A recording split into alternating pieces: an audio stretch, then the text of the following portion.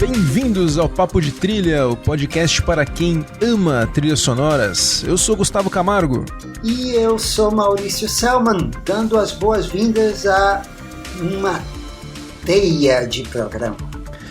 Maurício, hoje nós vamos fazer a retrospectiva de trilhas de um herói. Muita gente pede pra gente fazer um programa sobre trilhas de filmes de herói, né, que tem tanto. Nós ainda não tínhamos feito, hein? Fizemos do Matrix semana retrasada, que chega perto, né? Já fizemos Star Wars. Agora a gente vai fazer a retrospectiva do famoso Miranha, o Homem-Aranha, que arrebentou nas bilheterias de final de ano, com Covid, com tudo, hein? E tem uma história de trilhas muito ricas, hein? Acho que nós estamos começando com o pé direito. Pois é, demorou 2 anos, foi um parto, mas saiu. Nosso primeiro programa dedicado às músicas de um super-herói da Marvel. Agora, Gustavo, justiça seja feita.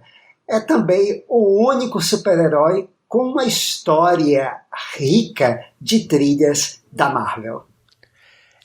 Eu vou assinar embaixo. As trilhas da Marvel são uma bagunça, né, Maurício? Tem trilhas muito boas, isoladas, aqui e ali, mas eles não são conhecidos pela continuidade do tema de um personagem. E a gente vai abordar aqui, porque, olha, haja temas do Homem-Aranha também, hein? Apesar de ser um dos melhores, né, tem muita coisa pra gente falar aí, porque tem várias encarnações, né, Maurício? Mas acho que a primeira encarnação é a do desenho animado. A gente não pode começar a falar de Homem-Aranha sem o famoso tema do desenho animado de 1967. Spider-Man, Spider-Man, does whatever a spider can. Spins a web any size, catches thieves just like flies. Look out, here comes the Spider-Man. Is he strong? Listen, bud. He's got radioactive blood. Can he swing from a thread? Take a look overhead. Hey there goes the Spider-Man. In the chill. É provavelmente o tema de super-herói mais famoso de todos. Provavelmente ele, se perder, vai perder para o tema do Batman, também da série de TV da mesma época. Mas esse tema é tão famoso que ele foi reaproveitado depois nas várias encarnações cinematográficas do herói. Ela apareceu primeiro no desenho animado de 1967, encomendada pela rede de TV ABC. E a música foi escrita pelo Bob Harris, que fez também música para Lolita, do Stanley Kubrick. E a letra é do Paul Francis Webster, que ganhou, ou iria ganhar, 3 Oscars no geral. E ele foi indicado 16 vezes, entre 1944 e 1976. Canções como Secret Love, de Ardida como Pimenta, e Love is a Many Splendid Thing, ou seja, o homem que fez a letra do Homem-Aranha, Homem-Aranha spins his web anytime, era mais conhecido por músicas românticas. E ele foi gravado em Toronto, no Canadá. As vocalistas que cantam são da Canadian Broadcasting Company. O Michael Bublé também fez uma versão dessa música. Spider-Man, Spider-Man, friendly neighborhood Spider-Man. Wealth and fame he's ignored, action is his reward. Look out, here comes the Spider-Man.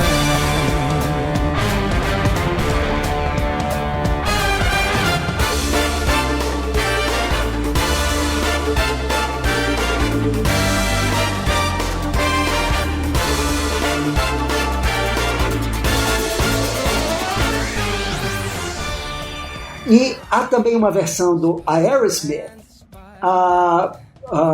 para o primeiro filme do Sam Raimi, em 2002. E a música também ela tem uma cena muito engraçada no Homem-Aranha 2, que o Peter Parker ouve uma música de rua bem desafinada cantando. Does whatever a spider can. Spider-Man, Spider-Man, where have you gone to, Spider-Man? Mas provavelmente, Gustavo, a versão mais famosa foi para um álbum chamado Saturday Morning, que a música teve um cover dos Ramones. Spider-Man, Spider-Man, does whatever a spider can. Spins a web in his ass, catches thieves just like flies. Look out, here comes the Spider-Man. Is he strong? Listen, bud, he's got radioactive blood. Can he swim? Essa é a minha preferida. E só uma curiosidade, os Ramones, também como Peter Parker, vieram do Queens. Olha só, então tem uma identificação. Aliás, isso é muito legal do Homem-Aranha, né? É um personagem muito solar, né? Ele sempre foi um cara que é meio um ferrado, né, na vida. Não é aquele herói glamuroso, né? É uma criação genial do Stan Lee e do Steve Ditko, né? Bem diferente do Batman, aquele milionário atormentado, ou Superman, aquele homem poderoso como um deus, um alienígena poderoso como um deus. Ele é gente como a gente, Gente como a gente, ele se ferra muito, ele tem que lutar pra trabalhar, ele é um cara que tem esse charme, Homem-Aranha. E o filme do Homem-Aranha demorou muito pra sair o primeiro, a gente queria muito ver, quase saiu um filme do James Cameron, que imagino que seria incrível, como quase tudo que o James Cameron faz, mas quem trouxe o Aranha pro cinema, finalmente, de maneira decente, foi o grande cineasta, que eu sou grande fã, Sam Raimi, em 2002, pro filme Homem-Aranha.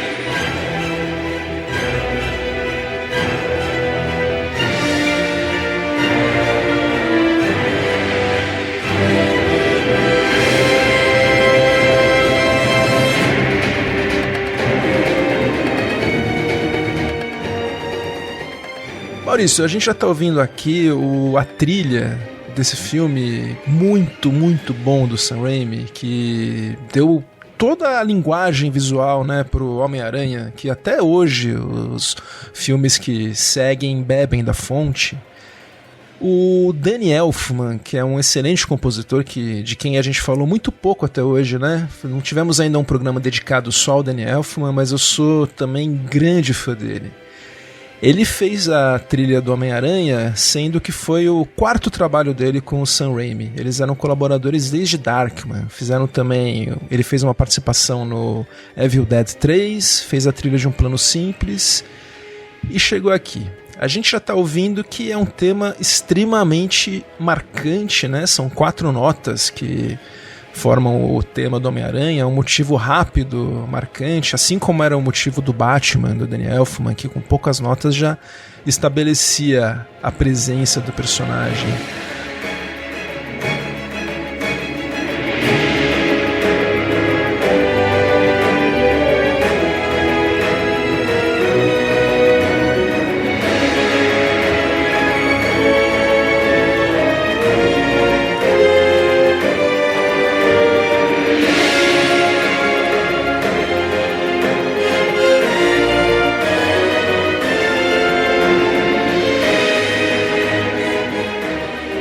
Os créditos de abertura desse filme são do Kyle Cooper, que também são excelentes, e como é bom, né, quando tem uma sequência de créditos que tem uma uma unidade com a trilha. Aqui o Danny Elfman nadou de braçada.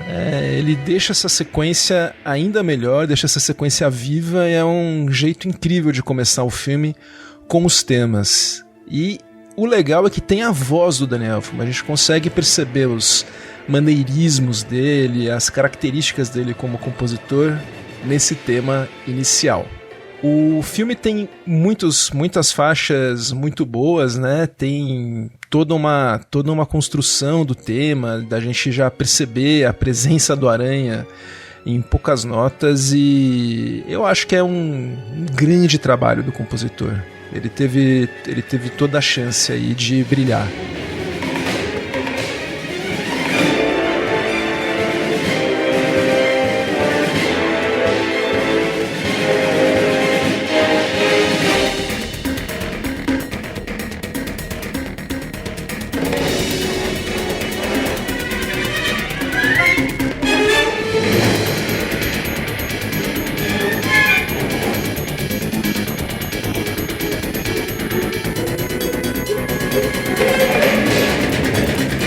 Os temas que ele fez pro Duende Verde, até o tema de amor, assim, não são muito marcantes. Acho que é um trabalho aí, por incrível que pareça, de textura também e de ambientação. Ele tem o tema, claro que a gente falou, mas tem uma energia na música que não passa batida. Principalmente nas cenas de montagem, como a gente está ouvindo aqui, a cena em que o Peter tá fazendo aí a sua roupa, né, o costume montage.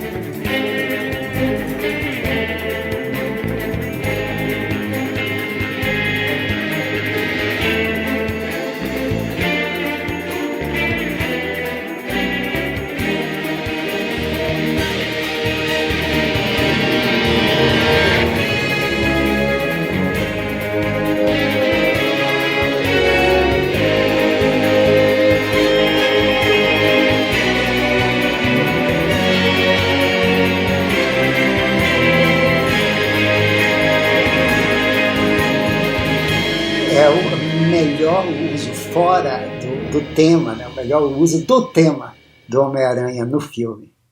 E tem também, né, uma faixa, uma parte do tema do Homem-Aranha que não é um tema tão simples, né, da gente identificar, mas que seria as notas finais do tema, que é conhecido como o tema da responsabilidade, entre aspas, que seria o Homem-Aranha realizando o grande, como tem aquela grande frase do filme, né, que virou até a tagline, né, com grandes poderes vem grandes responsabilidades.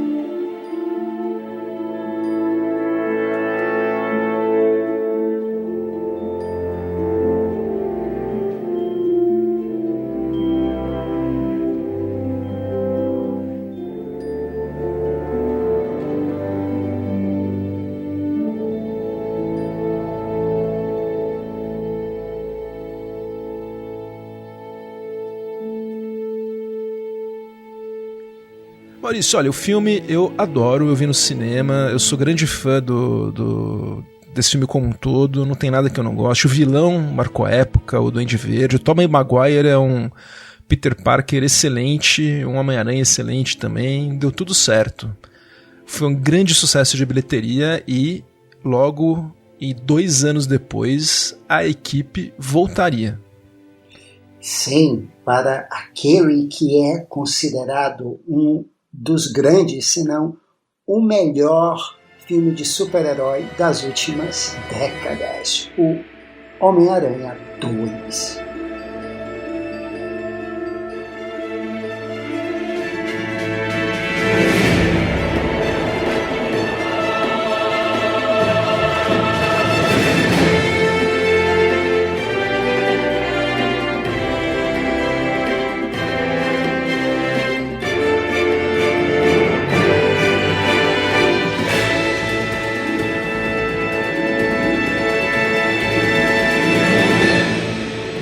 Bem, hoje, se o filme é tão celebrado, ele não teve uma gestação assim tão tranquila como poderia se prever depois do sucesso do primeiro filme.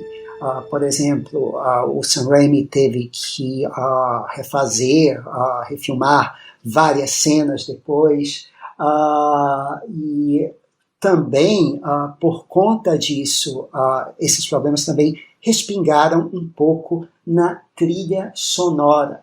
Para início de conversa, o Sam Raimi já não queria uma trilha exatamente no mesmo tom do Homem-Aranha. Ele teve algumas discussões com o Danny Elfman, mas ele acabou preterindo, como a gente vai ver aqui, até composições prontas do Danny Elfman. Ele preferiu usar músicas adaptadas da temp track que ele tinha usado para determinadas cenas. Mas o Danny Elfman, ele ainda assim, você vê a assinatura dele, especialmente na espetacular sequência de créditos de abertura e que ele reprisa o tema do Homem-Aranha, é quase igual, Gustavo, mas ele dá um corpo, ele deixa um coral mais encorpado aqui.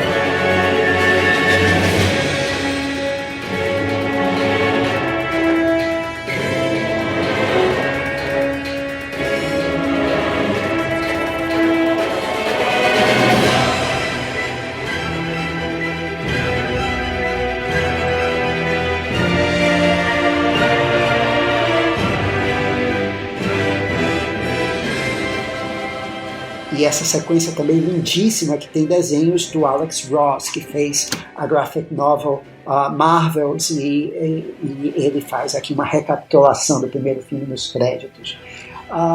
E Maurício, só eu acho legal que nessa sequência a gente já ouve uma coisa diferente, toca o tema do Dr. Octopus, né?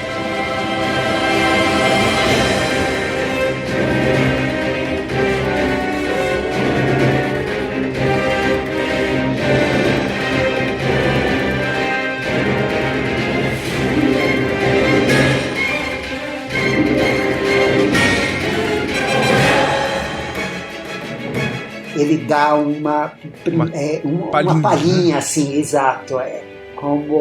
Uma coisa legal das trilhas do Danny Elfman é que como ele fazia temas de orquestração simples, não necessariamente simplória, mas simples o suficiente, que ele poderia costurar as notas desses temas em vários momentos, em várias cenas, em várias composições do filme, sem perder a fluidez da composição. Era tudo muito orgânico. Então, como você vê aqui com o tema do Dr. Octopus, ou com o tema do Homem-Aranha, que é uma coisa bem John Williams, né? Bem, o Raimi, mas o Raimi pediu que o Danny Elfman reescrevesse várias composições.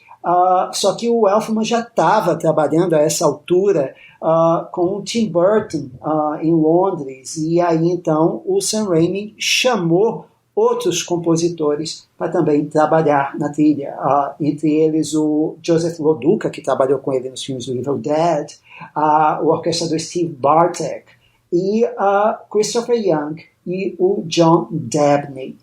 Maurício, o Christopher Young, se eu não me engano, eu li que foi essa faixa que a gente vai ouvir agora, que é do Hellraiser 2, Hellbound.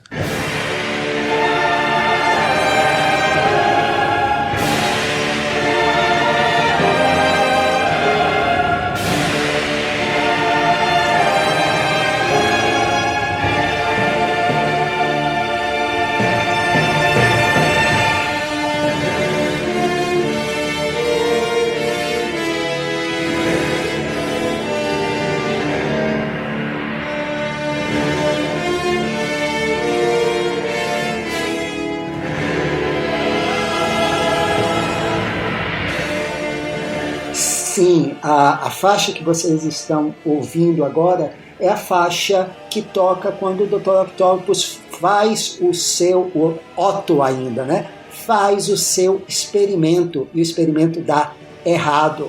A faixa que o Raimi usou como temp track era de Hellraiser 2 Hellbound, do Christopher Young.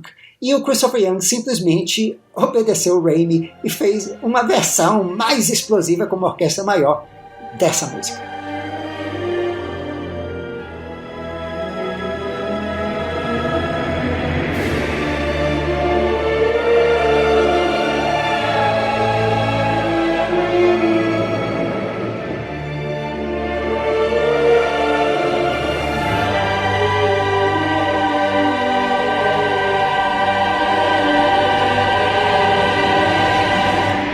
Aliás, ó, só desculpa aqui, essa cena é muito boa, mas a cena do hospital na sequência, que é basicamente uma cena de filme de terror sem sangue, né? E sem música. Isso que é. O spotting é muito bom, deixa a cena mais tensa. É um achado essa cena num filme de herói. Imagina se na Marvel hoje teria uma cena dessas, né? Mas repare que a música do Christopher Young não tem nada, ou tem muito pouco a ver com o tom dado pelo Elfman. Repare na música que o Elfman fez para essa cena.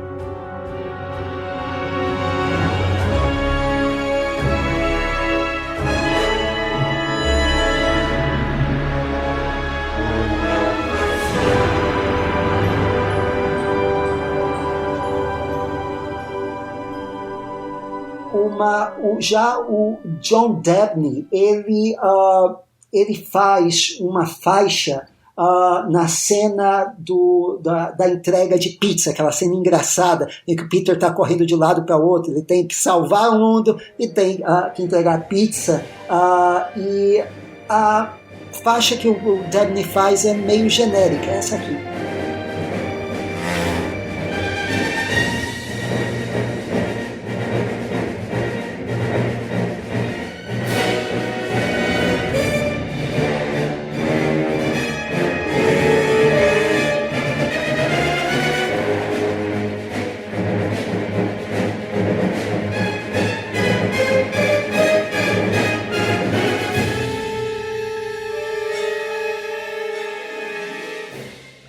Essa faixa, Maurício, eu acho que dá a impressão que é o fim do mundo acontecendo, né? Genericão, como você falou, e ele só tá entregando uma pizza, né? Eu achei também que foi over.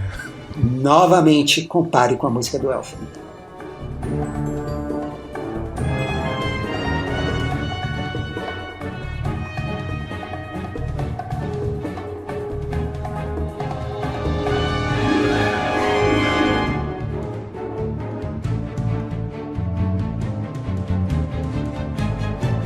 Bem, também na sequência da luta no trem elevado, a música do Elfman foi substituída. O que você ouve aqui é a faixa do Young.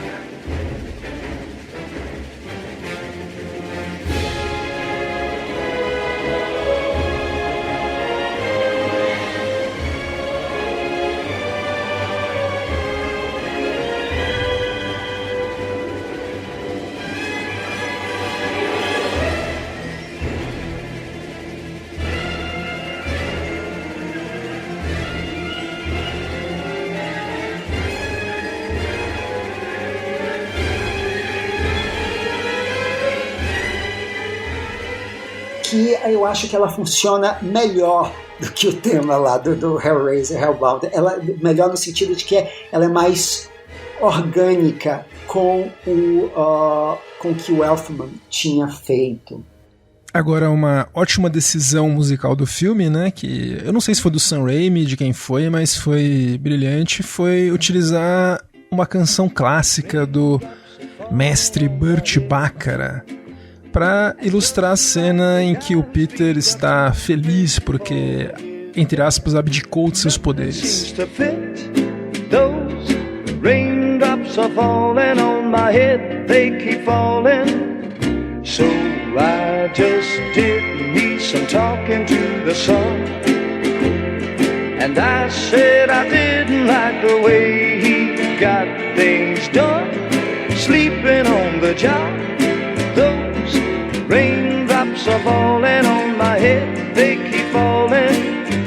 But there's one thing I know, the blues they send to meet me won't defeat me.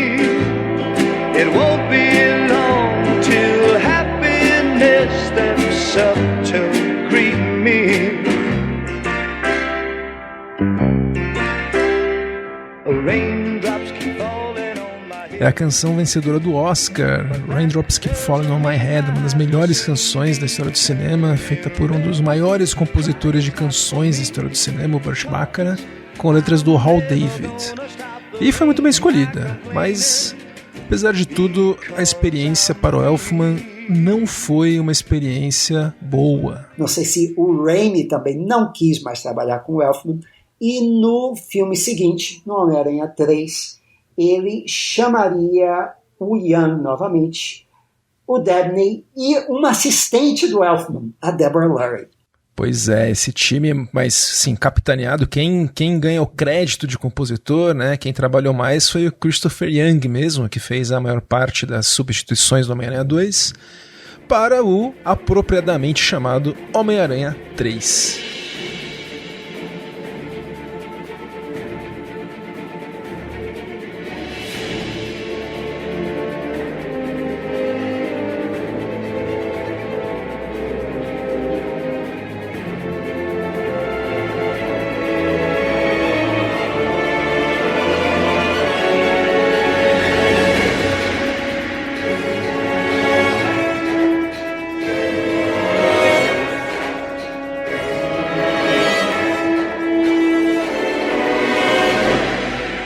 Esse filme saiu em 2007, Maurício, e a gente já tá ouvindo aqui a versão do Christopher Young pra abertura, né, que também é clássica, né, eu gosto muito dessa música, já até falei num episódio que nós falamos dos logos, né, gosto muito como quando começa o logo da Marvel, os papéis, que na época parecia papéis mesmo, a música acompanha, né? É muito legal como o Elfman pensou em tudo.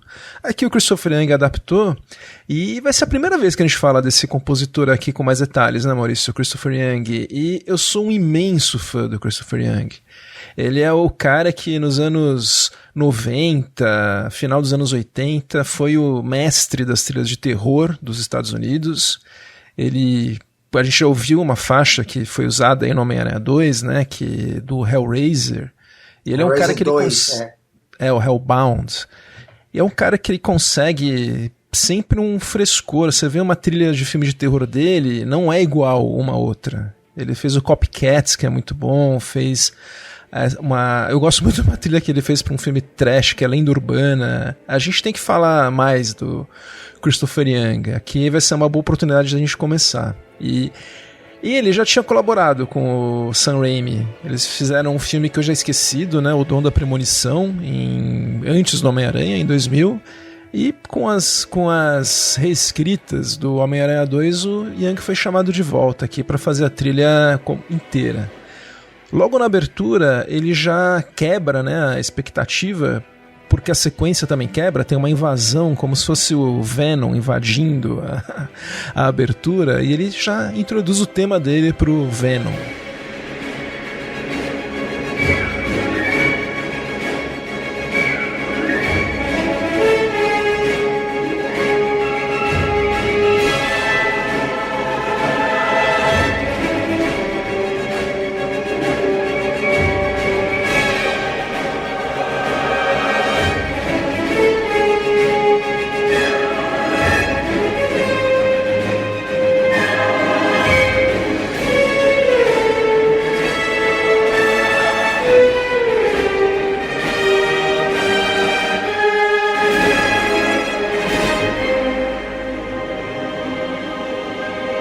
Um tema bem marcial, um tema imponente, marcante, que destoa bem do tema do Homem-Aranha, né? É um tema definitivamente dark e que o Young consegue deixar orgânico aí na abertura.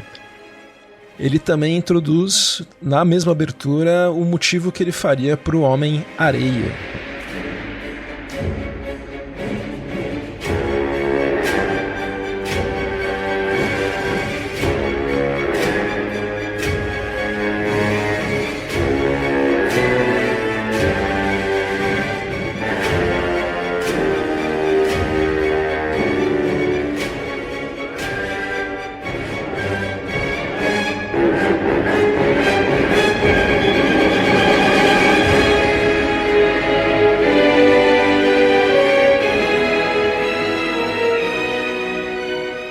introduz temas novos, o Christopher Young, e ele faz um trabalho de costura, de tapeçaria muito competente com o trabalho, os temas do Elfman, né, que tem a voz, né, da franquia muito estabelecida, ele dá essa sequência com os temas dele. A gente vê, por exemplo, como é boa a faixa de ação que ele faz para essa cena inicial do Peter brigando com o Harry, logo no começo do filme.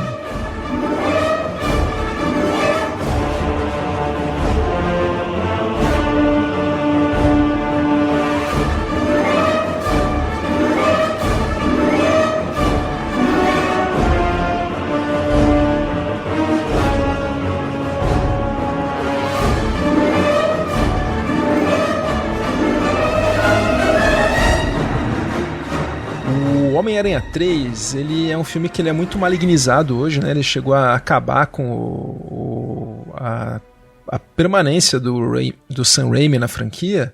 Mas olha, é um filme que eu acho que merece ser revisto, viu, Maurício? Ele é um filme que ele trata de muita coisa, tem muitos personagens. Tem o Harry, que virou o novo Duende Verde, né? Tem o Homem-Areia, tem o Venom, tem a Mary Jane, tem a Gwen Stacy. Eu acho que o problema é exatamente esse. Tem coisa demais. Coisa.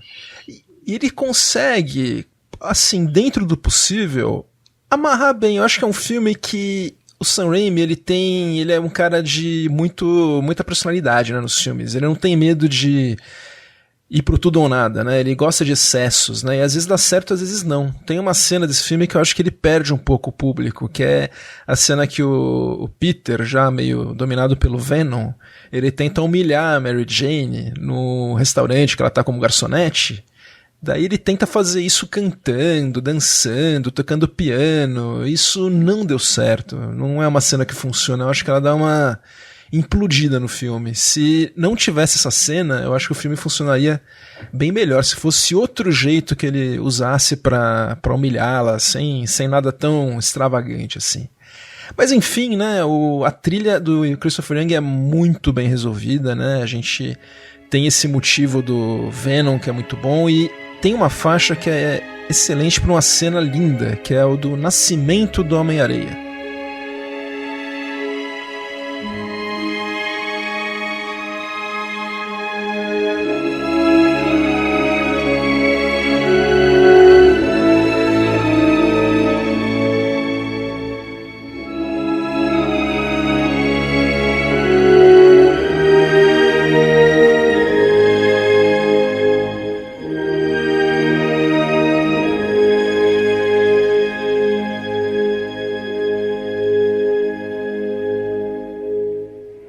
Falou, né? O Christopher Young é um cara de filmes de terror, então ele é bem familiarizado com fazer trilhas para monstros, né? Então a gente tem essa cena com efeitos muito bons da areia tentando formar uma forma que lembra uma forma humana, tensa, se despedaça, tenta de novo. E a música é bonita, é lírica. Você vê que é um momento muito inspirado e é uma faixa do Christopher Young.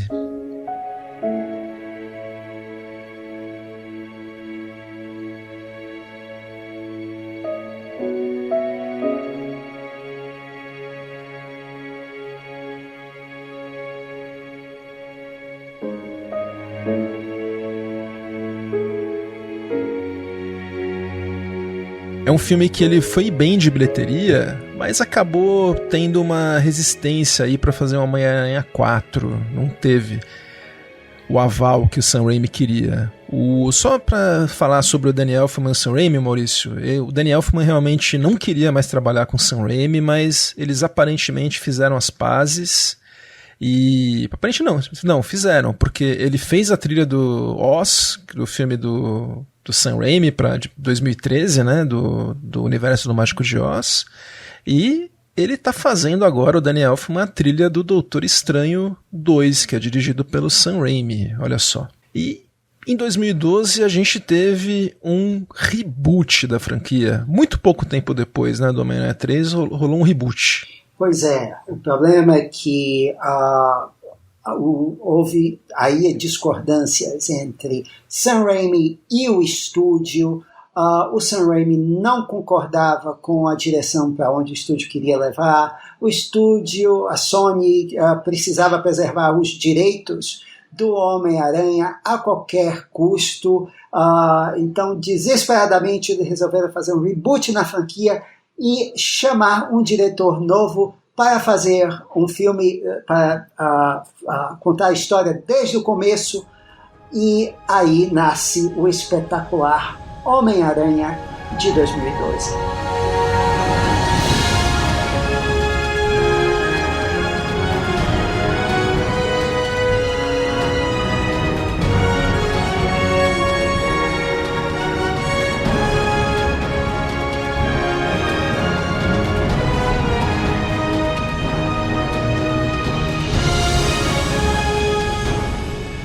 O filme volta a contar as origens do Homem-Aranha, mas agora ele volta um pouco mais no tempo. Então, as origens dele agora remontam até a infância do personagem. O vilão aqui da história é o Homem-Lagarto, interpretado pelo Rhys Ifans, e o diretor é o Mark Webb, que naquela época estava quentíssimo depois do romântico 500 Dias de Verão. 500 Dias com Ela. É com ela que chamam em português. Né? E então se especulou que o compositor seria o compositor daquele filme, o Michael Dana, que chegou a ser cogitado. Mas acabou sendo um veterano que não fazia filmes desse porte de ação, de épicos de heróis, há muito tempo. A gente falou dessa trilha e o compositor que vocês estão ouvindo aqui é o James Horner.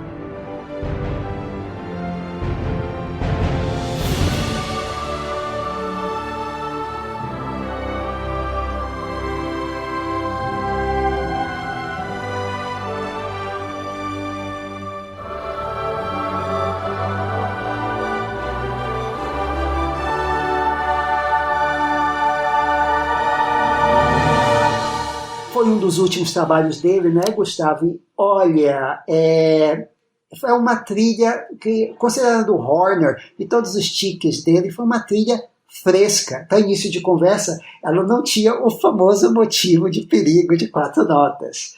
Eu já estava esperando ouvir o tema do Khan pro lagarto, estou até agora esperando. Pois é, né, o tema do Wolfman, né, até agora. E não, e uma das razões para isso foi a instrução dada pelo Mark Webb, que ele disse que ele queria que ele fizesse uma trilha para um filme épico, mas que desse a sensação de uma coisa intimista. Então, você tem, claro, cenas de ação, mas um instrumento aqui que mais chama atenção é o piano.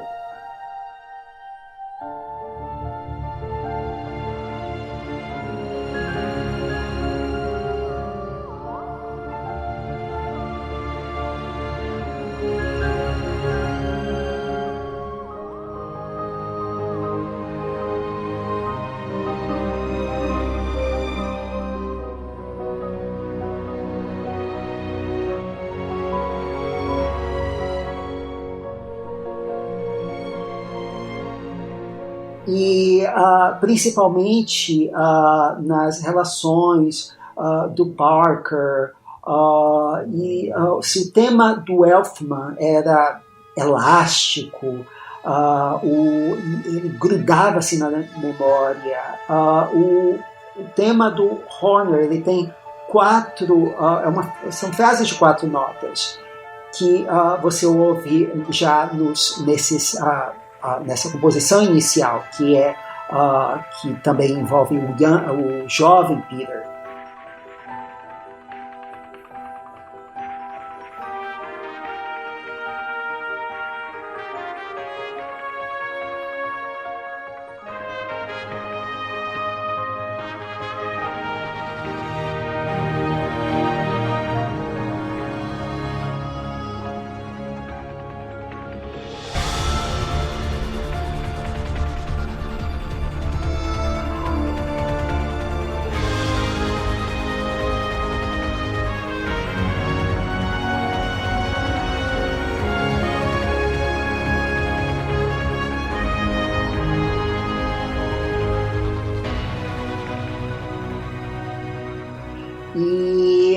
você tem os trompetes aqui, que eles dominam a parte eletrônica. Essa é uma coisa interessante também, que a trilha, ele coloca uma percussão eletrônica, um motivo eletrônico aqui, que chega a ser uma espécie de substituição à percussão orquestral do Elfman.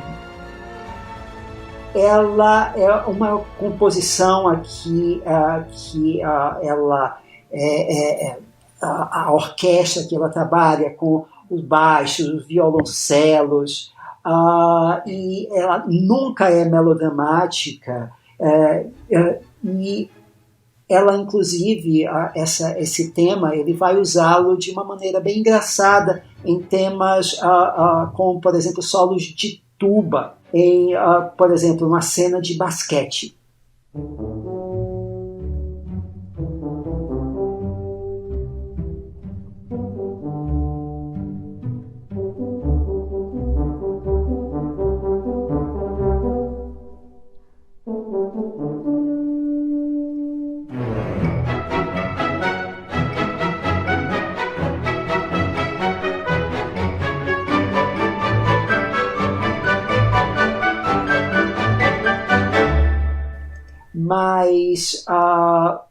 Mas a faixa de ação aqui dele também não decepciona numa cena épica que o Homem-Aranha está literalmente salvando Nova York e que tem ecos da trilha do Patrick Doyle para o Thor.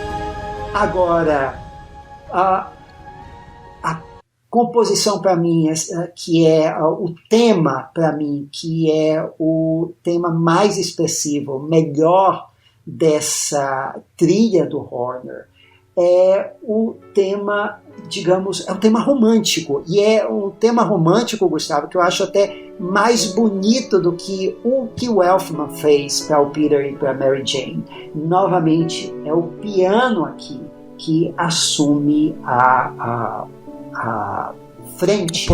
Protagonismo. Exato, é.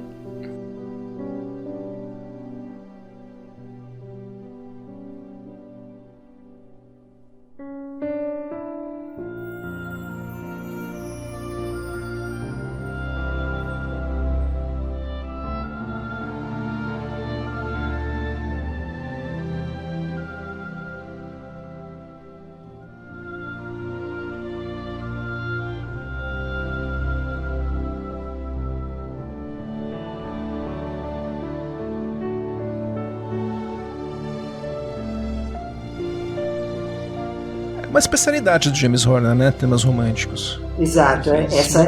Essa cena do beijo no telhado, que você tem também um solo de oboé, ela é lindíssima. É o melhor, para mim é o melhor tema romântico de toda a franquia, sinceramente. E sim, Maurício, você está dizendo isso do James Horner?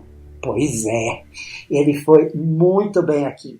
Agora, tem um outro tema também, que é o tema do lagarto, que eu acho que ele faz uma coisa meio étnica aqui, com vocais do Oriente Médio, do Youssef, que eu não entendi até agora porque tem aquilo.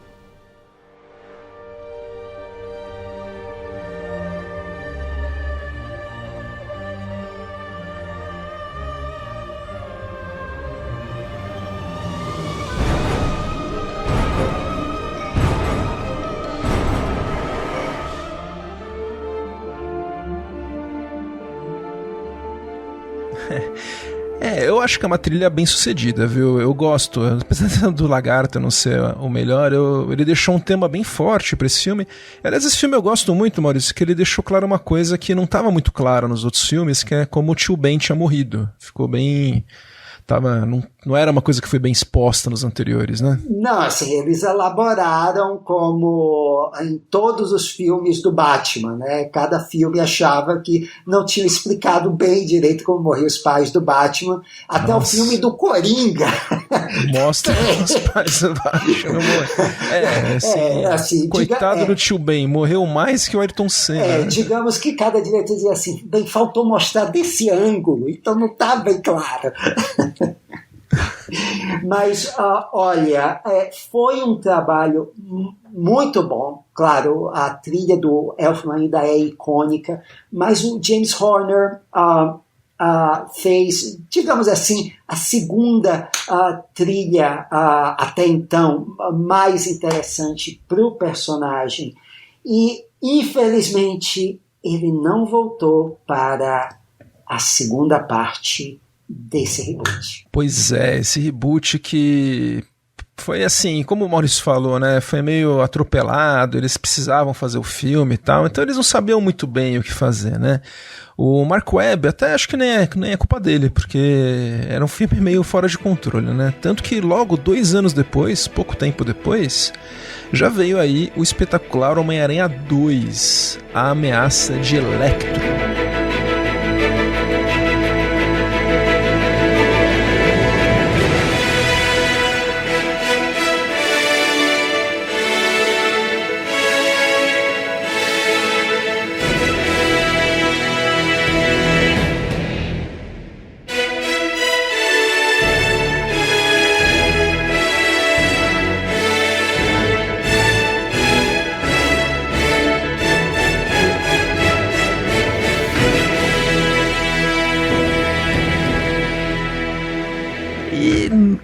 James Horner não voltou, não sei porquê, não sei se ele não quis voltar, não sei se o estúdio queria mudar, não sei, porque a trilha foi tão bem sucedida, né? Então, assim como a gente não precisava ver de novo a morte do tio Ben no filme anterior, agora aqui a gente não precisava de um novo tema para Homem-Aranha. Mas foi o que o Hans Zimmer fez. O Hans Zimmer foi contratado para fazer essa trilha e não aproveitou nada do que o Horner fez, né? Pra que continuidade, né, Maurício? Já foi uma palhinha de como seria as trilhas da Marvel, né? Já, assim, ignorar a música que veio antes e começar tudo de novo.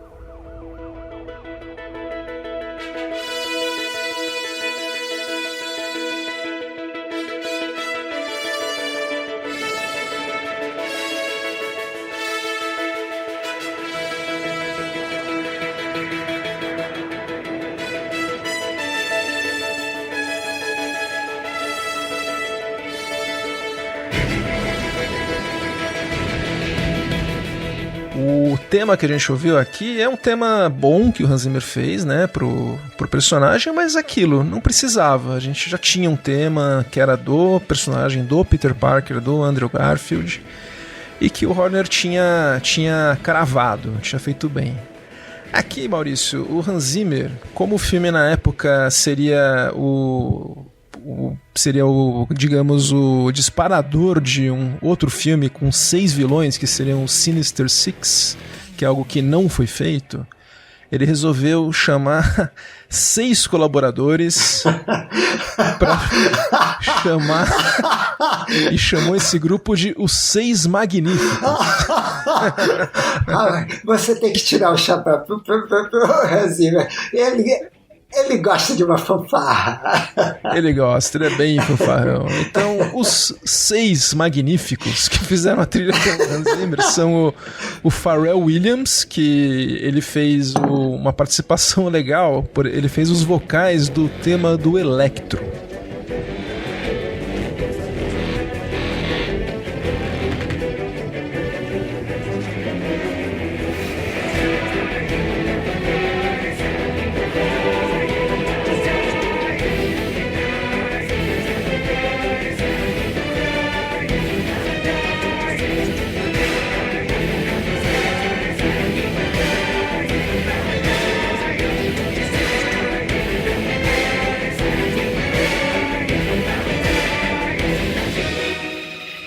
Que é legal, é um personagem como se fosse personagem falando sozinho, tal, que é um personagem meio angustiado, mas assim, eu acho completamente equivocado esse filme, eu acho ridículo o personagem do Jamie Foxx, que é um cara... Parece um pouco sei lá, um clima do Superman, de um personagem meio bobão, que depois vira um monstro. Acho que não rolou, não combina com o filme. Mas assim, o tema é ok, né? Tem o Johnny Marr, que é o guitarrista dos Smiths, tem o nosso querido Junkie XL, que é o Tom Holkenborg, que tá aí no meio, tem o Steve Mazzarro, que é colaborador do Zimmer até hoje, fez a trilha com ele do 007. Também tem Mike Eisinger e Andrew Kauzinski. Porém, Maurício, além dos Sinister Six, dos Magnificent Six, ele também chamou mais 5 pessoas para fazer música adicional. Então é uma trilha feita a 26 mãos. É a trilha feita por um comitê. Exato. E como toda trilha feita por um comitê, não tem muita unidade, cada faixa parece que é uma coisa. Tem assim, ideias boas que são costuradas, mas não desenvolvidas. Não são desenvolvidas. É um filme que também eu acho que é um erro. Aliás, a gente falou que o Homem-Aranha é um personagem solar, que é um personagem que não tem essa carga, né? Apesar do tio dele ter morrido, tudo, que tem o do Batman. E os caras resolveram inventar uma história dos pais do Peter Parker terem sido mortos e tentaram, assim, deixar o personagem mais complicado e de um jeito errado. Ele já tem muito material para ser um personagem riquíssimo, Homem-Aranha. Isso só deixou o filme mais chato, sinceramente. O Andrew Garfield é excelente, ele é muito bom, com o material que ele tem, ele trabalhou bem, tanto que o Homem-Aranha dele é muito divertido, né? É um Homem-Aranha super piadista, engraçado, que é diferente do Tobey Maguire, o que é bom, né? Ele tentou fazer o trabalho dele. Tanto que ele é considerado aí pelos fãs um ótimo Homem-Aranha. O problema é o filme mesmo. E o filme, também acabou, deu dinheiro, como todos, né? O Homem-Aranha dá dinheiro, mas os planos mudaram novamente. 3 anos depois de muitas idas e vindas de bastidores, tira da Sony, volta para a Sony, a Marvel quer fazer o filme, não, a Sony diz que só faz se ela estiver envolvida.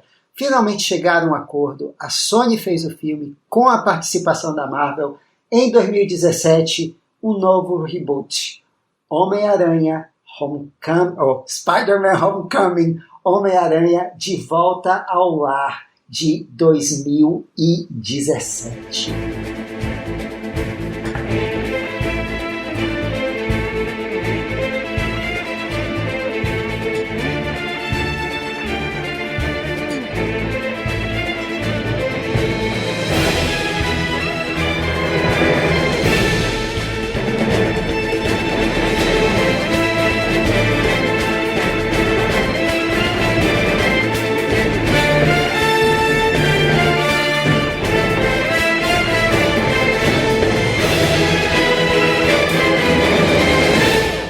Então, novo reboot, novo diretor, o John Watts, que tinha dirigido coisas como Cop Car, com Kevin Bacon, também um filme de terror, o Clown, e antes disso só coisas para o canal, o The Onion Network.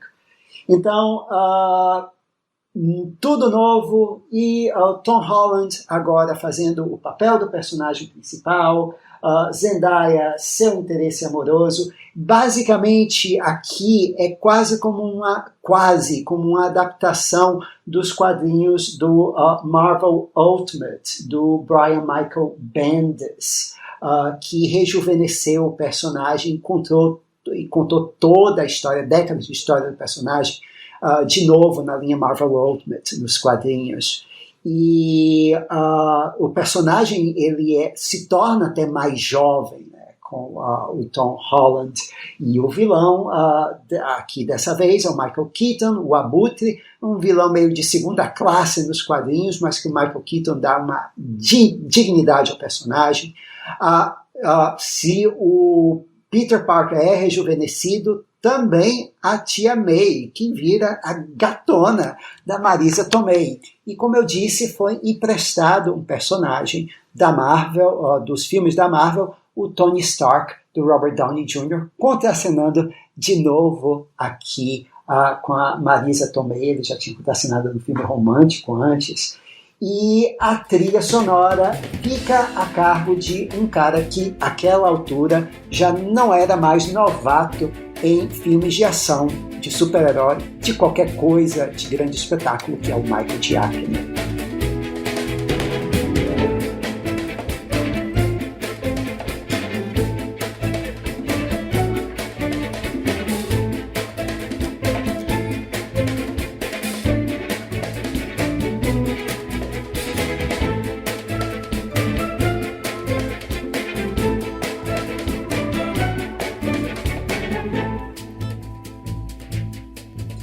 O Michael Giacchino, inclusive, que tinha sido elogiadíssimo pela trilha de um filme da Marvel, que foi a do primeiro Doutor Estranho. E ele dá uma roupagem, como você está ouvindo aqui, toda Michael Giacchino para a trilha sonora. O problema dessa trilha, Gustavo, é que a música do Michael Giacchino penava para respirar, porque é uma tal quantidade de compilação de canções que mesmo quando ele apresenta esse tema solar, esse tema leve, como você diz, do Homem-Aranha, logo no início já vem a música de coletânea aqui para interromper a música dele, mas é interessante que ele aqui ele volta justamente ele joga fora todo aquele drama excessivo dos filmes anteriores do Aranha, e ele faz aqui um tema leve, inclusive com a guitarra elétrica, que a gente pode dizer que é o motivo do Peter Parker, né? E uma coisa meio funk, que não só ela interpreta, é uma boa tradução do espírito do Peter Parker, do Homem-Aranha, mas como da cidade de Nova York, né? Uma coisa assim mais moderna e urbana, exato.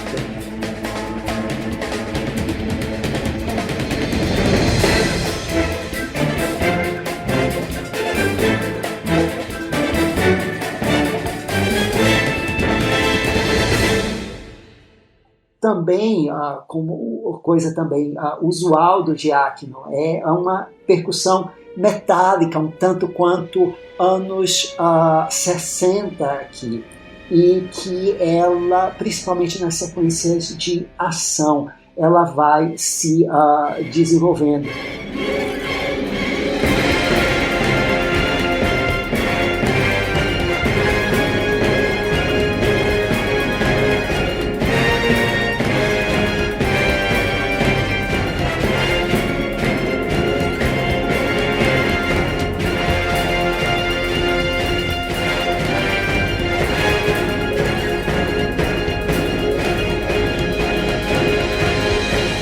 O interessante é que, apesar de você ter um interesse romântico aqui, o tema romântico do filme, ele nunca é desenvolvido, né? A gente só vai ouvir ele para valer mesmo na suíte final.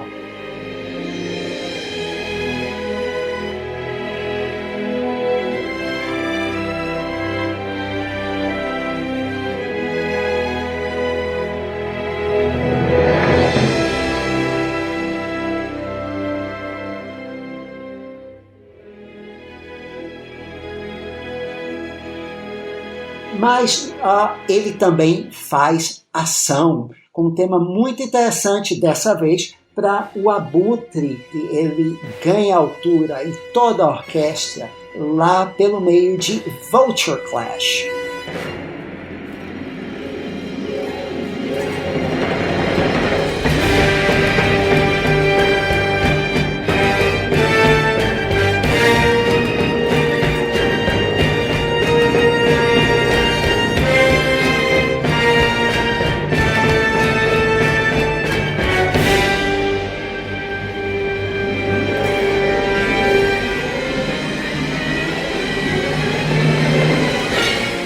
como diz o nome, é a batalha aqui entre o Homem-Aranha e o Abutre.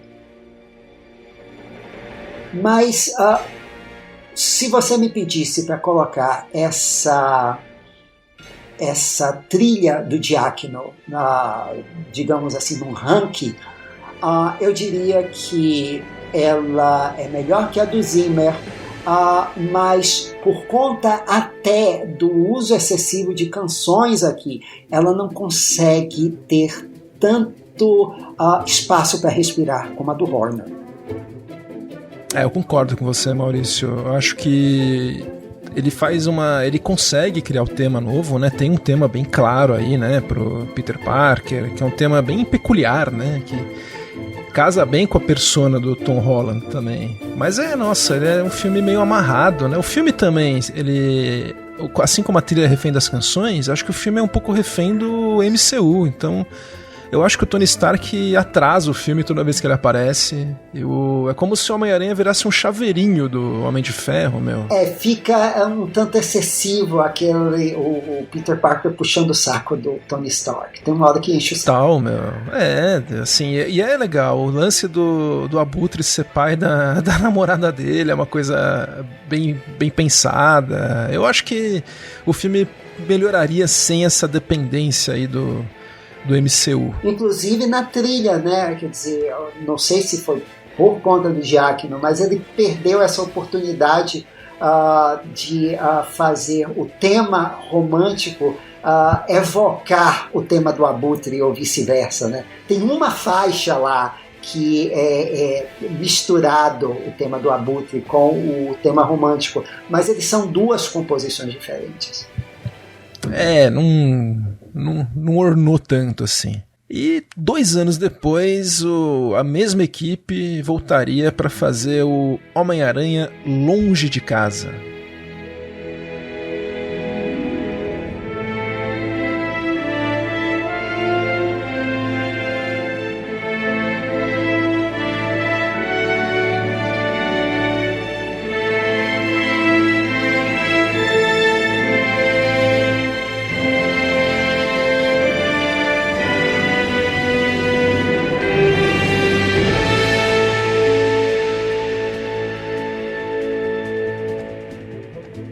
E, juntamente com eles, voltou o Michael Giacchino. Eu chamo de Giacchino, Maurício. A gente já viu outra vez, não sei qual que é o certo. Mas... Eu acho que é Giacchino, mas você chama como quiser, porque afinal, se você fosse para os Estados Unidos, talvez seu nome seria Gustavo Morrow, alguma coisa assim, e eles falariam errado. Então pronto, brasileiro, o nome dele é Michael Giacchino e acabou. Giacchino, pô, aqui é São Paulo, aqui é Itália, aqui é Bexiga, é Giacchino. Giacchino! E bom, o Michael Giacchino, ele segue aí o tema dele, né, do Peter Parker, que é esse tema bem peculiar, esse tema leve, como ele falou, que eu acho que é bem resolvido, dá uma identidade tanto pro Peter Parker, né, quando ele tá nessa forma mais urbana, quanto pro Homem-Aranha, quando ele tem arrobos mais heróicos. Funciona bem.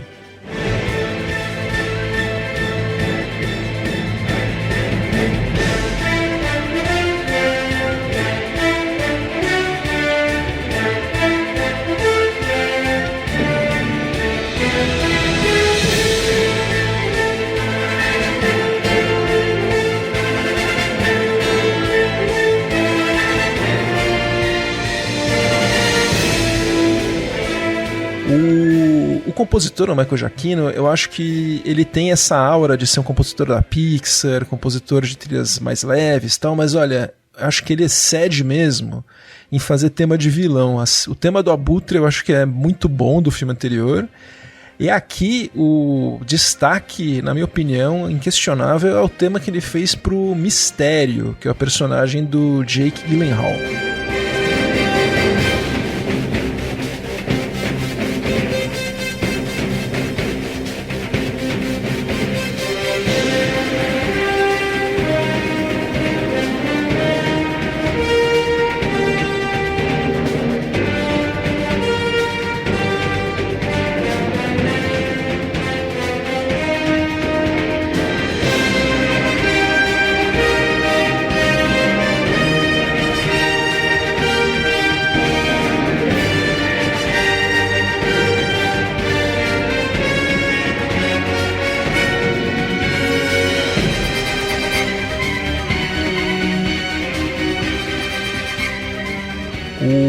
gente vê que esse tema tem uma introdução sintética, uma introdução eletrônica para meio que fazer presença, cheia de marra, assim, né? Que é, como se a gente for ver, como mais ou menos o personagem, que é um personagem fake, né? Um personagem que lida aí com ilusões causadas por drones, ele posa de herói, mas é um vilão. E a trilha, nossa, responde muito bem a isso. Essa entrada meio fake aí, digital dele, engana bem, né? E se a gente for ver, ela é isso. Ela é diferente do resto da trilha. Ela é sintética, né? Ela é de mentira, entre aspas, né? O resto da trilha é mais de instrumentos acústicos. Eu acho bem inteligente. E depois, quando a gente realmente fica claro que ele é o vilão do filme, o tema já fica mais ameaçador. O Giacchino muda, constrói, né? Tem um arco do personagem. Acho que é a parte mais legal da trilha.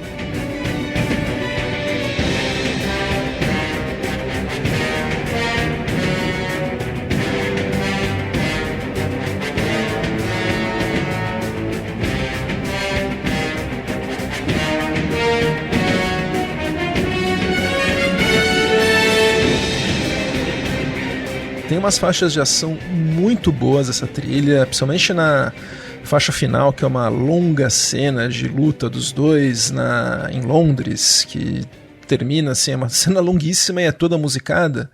O Giacchino se sai muito bem.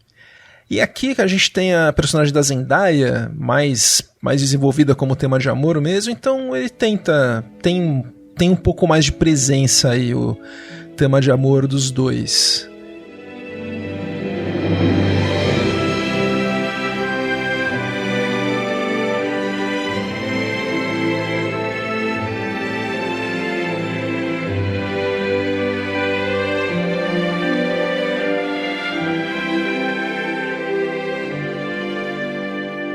Eu acho que é uma trilha que é um passo à frente da trilha anterior, né? O Giacchino acho que fez, principalmente com esse material que ele fez para o Mistério e as cenas de ação, que acho que ele teve mais tempo para respirar também, funciona. Mas o filme é meio fraquinho, né, Maurício? Eu não sou muito fã do Homem-Aranha Longe de Casa, não acho ruim assim, mas acho um filme meio, sei lá, tapa-buraco aí do personagem.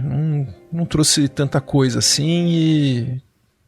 Enfim, de novo, né? Refém do MCU, fica aparecendo o Nick Fury bastante. Mas eu acho que ainda é melhor que o espetacular Homem-Aranha 2. Muito melhor. Não, realmente, se a gente for fazer um ranking aí, eu deixaria o espetacular Homem-Aranha 2 por último, mas esse seria o acima dele, assim. Então... A gente, então, antes de falar do filme novo, a gente vai falar, só falar rapidamente do filme do Homem-Aranha no Aranhaverso, que teve uma trilha do Daniel Pemberton.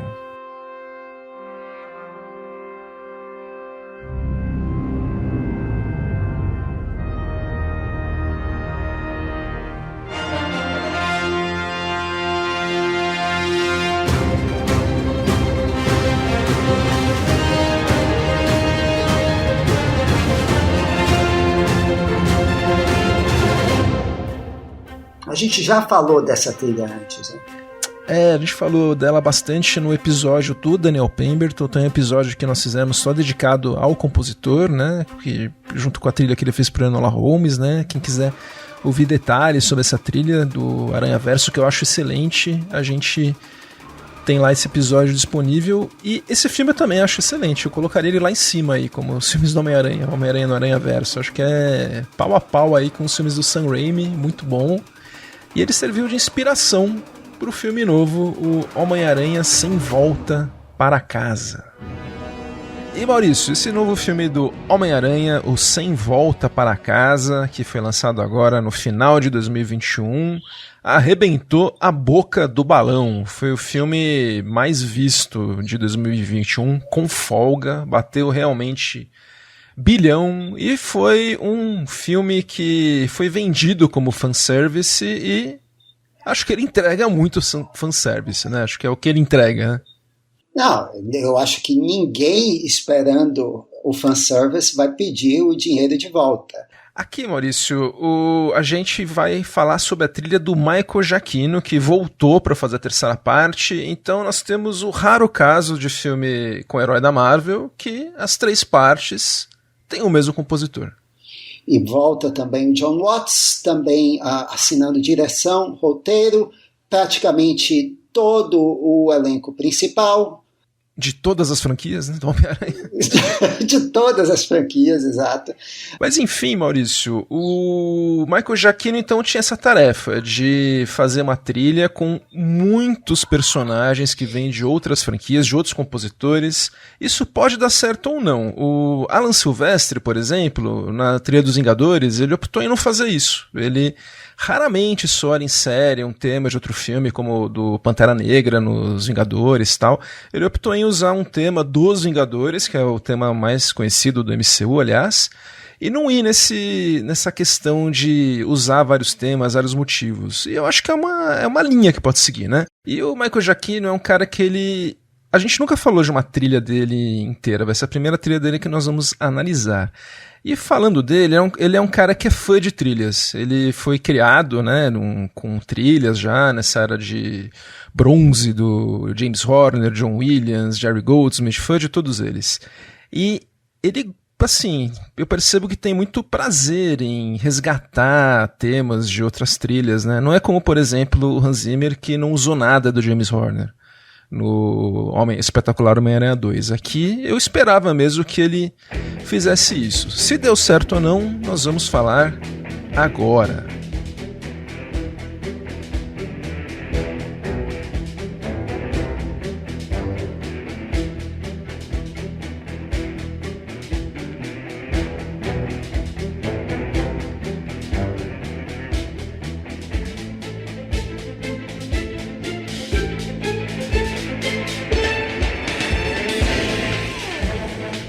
A gente tá ouvindo aqui o começo, Maurício, é um começo meio deprê, de trilha e de filme, né? Tem o resultado final do filme anterior, terminava com o mistério revelando pro mundo que o Peter Parker é um Homem-Aranha, e a gente ouve aqui nessa faixa Damage Control uma versão tensa do tema principal, e ele até dá uma lembrancinha do tema do mistério, né? Então você vê que o cara veio trabalhar mesmo. E o tema do mistério era um dos pontos altos da trilha anterior, porque era um tema de vilão que era uma coisa superior ao que ele tinha feito, ao tema do Abutre do primeiro filme. Mas digamos que é uma versão sutil, é quase uma música atmosférica aqui, né? Ele usou tal e no filme passa batido, né? Mas a gente ouvindo a trilha lembra do tema.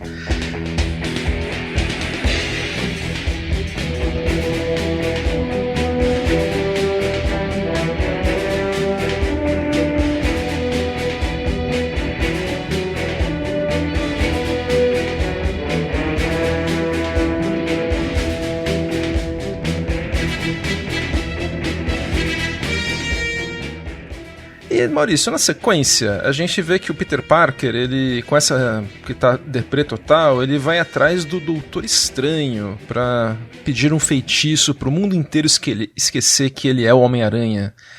E a gente daí começa a ouvir algumas faixas que tem sugestões do tema do Doutor Estranho, às vezes com uso de cítaras, algumas guitarras meio glam, assim, e o tema do Doutor Estranho é do próprio Michael Giacchino, né? Ele fez a trilha do filme, é um ótimo tema, mas eu estranhei que ele usa mais sugestões ou versões abreviadas do tema. Eu me surpreendi, eu acho que é um tema que precisava ser mais citado, dada a participação do Doutor Estranho no filme.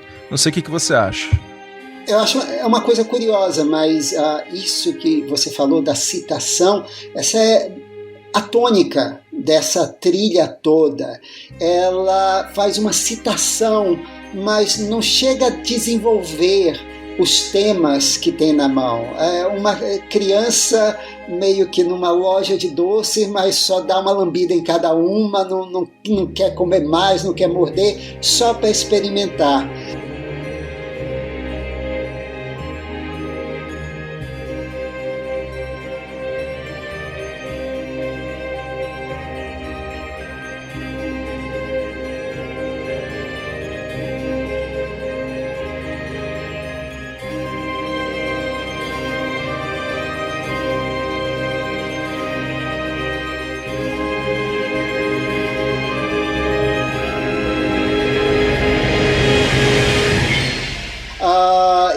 você vê que o tema, aquele tema meio hip, do Peter Parker, ele é ouvido também como uma vinheta ali quando eles chegam no apartamento caixa forte do Tony Stark. É a primeira vez que a gente ouve, ali são 10 minutos, 15 minutos de filme, é muito rápido. O tema do Doutor Estranho, ele é mais desenvolvido quando ele vai visitar o Doutor Estranho, a gente aparece a fachada da casa dele pela primeira vez, e no resto do filme não aparece. Então essa é meio que a tônica desses temas conhecidos ao longo do filme.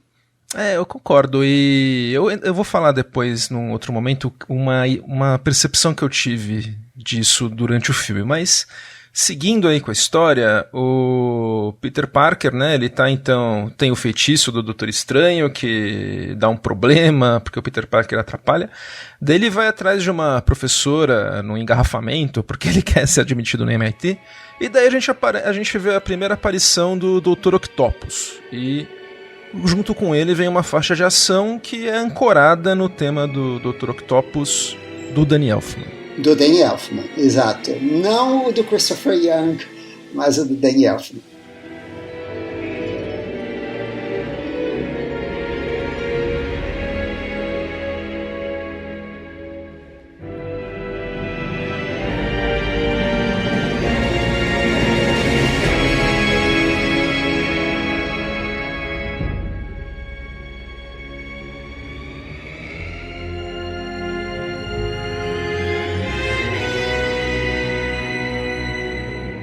E assim, é uma faixa, chama Auto Trouble essa faixa, é uma faixa de ação competente, mas eu não consigo deixar de pensar nisso, que é um uso, a meu ver, bastante burocrático dos temas, até do Dr. Octopus, do Daniel, falando do próprio tema do Homem-Aranha. Eu acho que não chega nenhum momento que eles deslancham.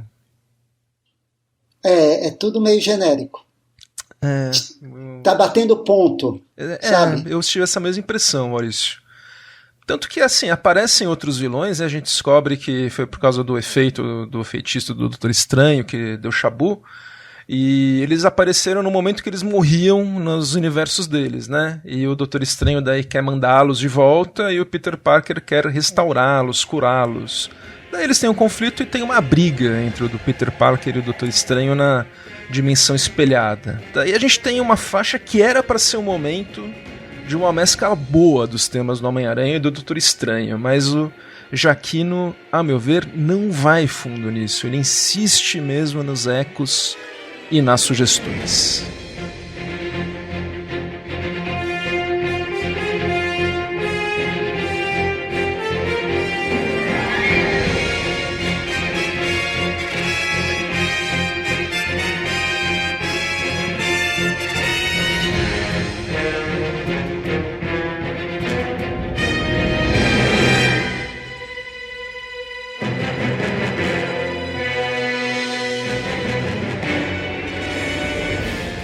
E o pior não é nem que seja ecos das franquias do Homem-Aranha. O que você ouve aqui são ecos do John Williams em cenas de batalha e perseguição espacial em Guerra nas Estrelas. Aquele mesmo uso de orquestra e dos metais aqui. E vai aparecer também esse mesmo estilo mais tarde na Batalha da Estátua da Liberdade. Esse é, digamos, o tema novo de ação aqui, né? Mas não é dele, isso não é Giacchino. É um John Williams... Wannabe. Genérico.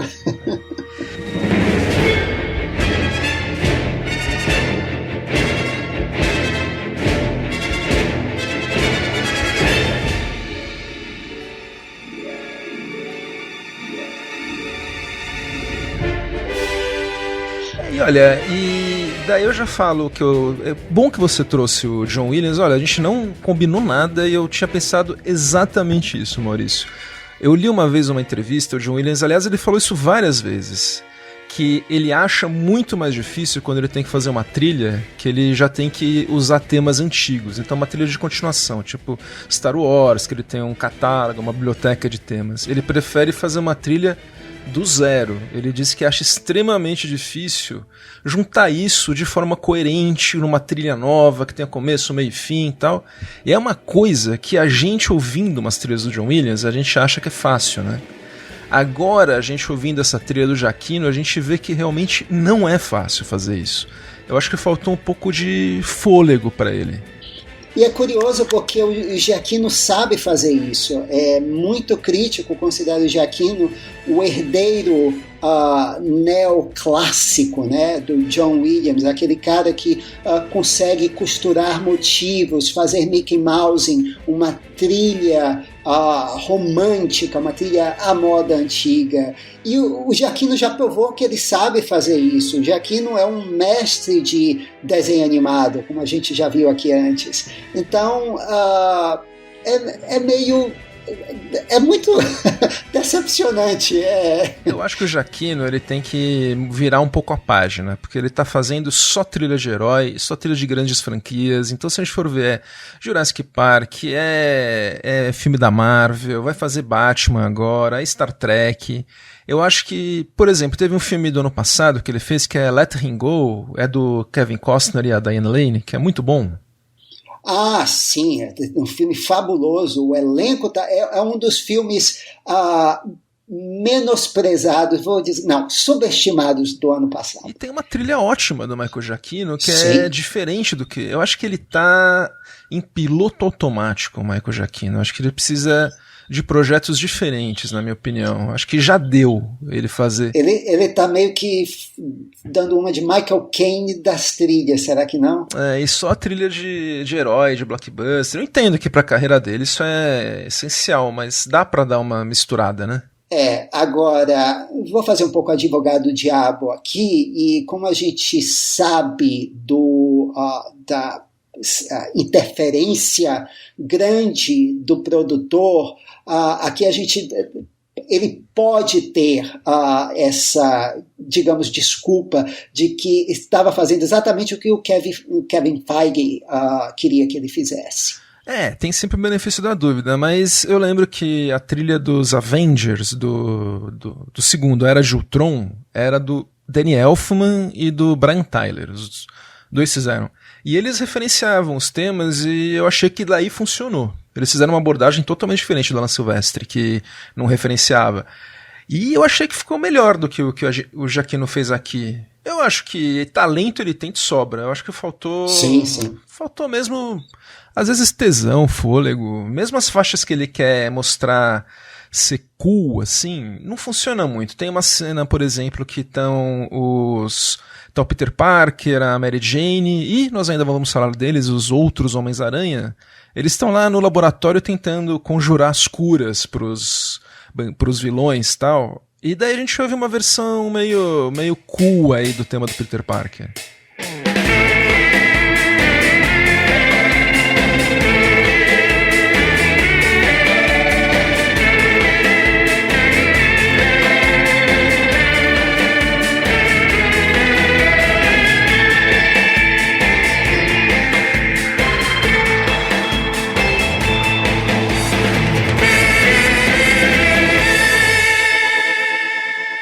E nossa, eu achei tão fraquinha essa versão cool. Não achei cool, achei... sei lá. Ecos de Tom Tykwer e Matrix Resurrections. Mas daí então nós temos que eles estão tentando curar, eles conseguem curar o Dr. Octopus, mas daí o Norman Osborn, né, o William Dafoe, que... Aliás, o William Dafoe e Alfred Molina e Andrew Garfield e Tobey Maguire seguram o filme, né? Mas daí o Norman surta, né? O Duende Verde assume, e os vilões começam a fazer o que eles fazem e faz que morre a Tia May, assim, meio gratuitamente, né? Não morre a Tia May, não. Matam a Tia May. Morte matada, né? Não foi a morte morrida, não. Morte matada. Foi atropelada, né? Pelo Duende Móvel, sei lá, Duende Plano. 21 pontos na carteira.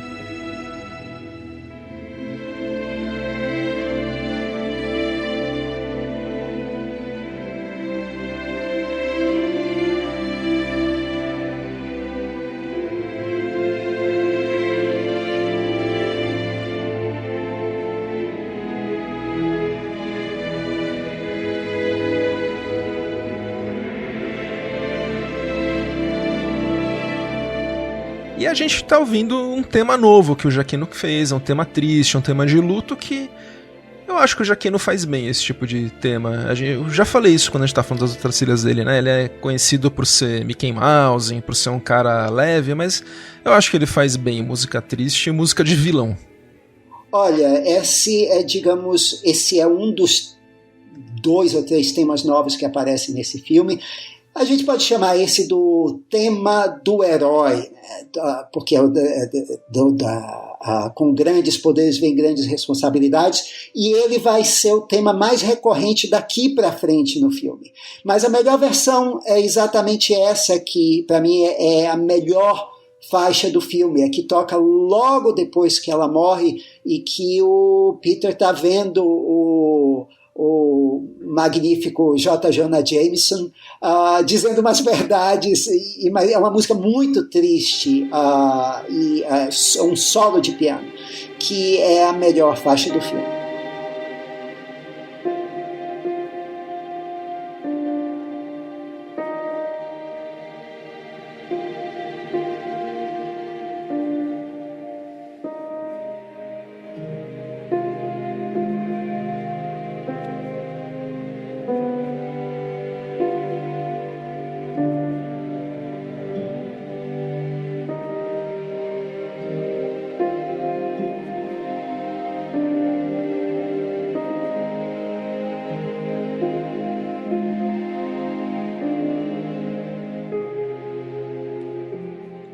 Eu acho engraçado, só desculpa te interromper, mas eles usaram o mesmo ator, né? O JJ Jameson é o J.K. Simmons.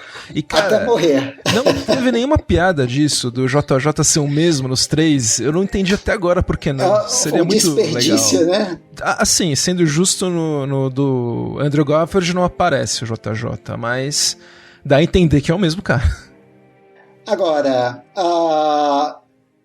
dizer que esse tema é novo é, digamos assim, um pouco demais, porque, na verdade, esse tema é, tirando uma nota ou duas, o tema principal de outra franquia do Giacchino.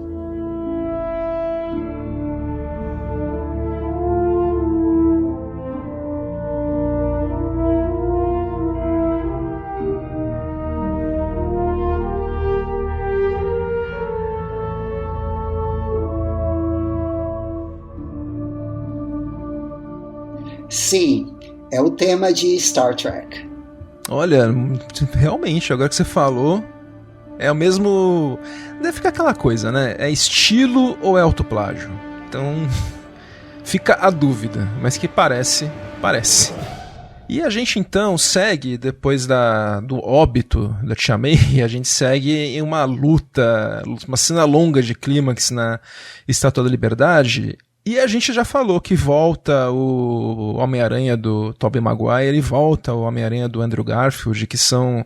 Os dois eu acho muito melhores que o Tom Holland. Dizem que o Homem-Aranha do Tobey Maguire é o melhor Peter Parker do Tobey Maguire, o Andrew Garfield é o melhor Homem-Aranha, e eu acho que o Tom Holland é o melhor para dar entrevista. Acho que... é o que dá melhores gafes. Mas olha, assim, eu acho ele super carismático, acho que ele foi bem escolhido, o Tom Holland. Não, sim. O problema não é ele, não. Mas é como você vê, o Tobey Maguire é um Peter Parker, é um Homem-Aranha mais clássico, mais Stan Lee. O Andrew Garfield é mais adulto, mais angustiado, que transparece nesse filme. E o Tom Holland é um mais jovem mesmo, é um adolescente, é como o Morales do multiverso também. Ele é mais jovem, então o Tom Holland é perfeito aí. Então são 3 visões, né, diferentes do Homem-Aranha. Tanto que os filmes, como a gente falou aqui dos outros, dessa franquia, são mais leves do que os do Garfield, ele sempre mantém tudo mais leve. Esse, inclusive, é o mais pesado dessa franquia.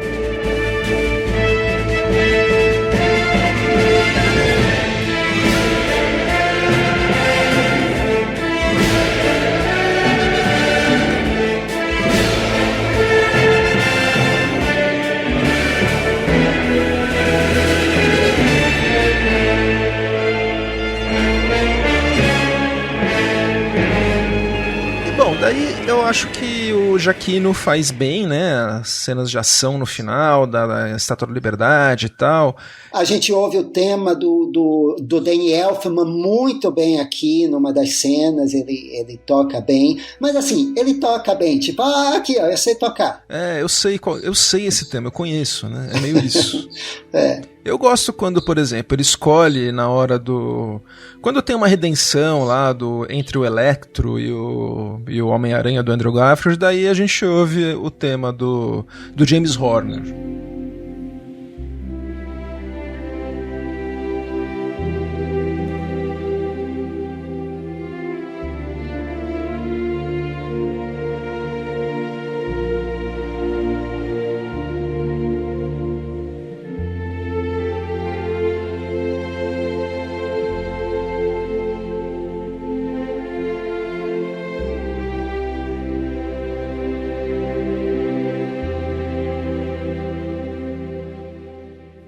Eu gostei que ele usou o tema do James Horner e não o do Hans Zimmer. Achei que foi justo.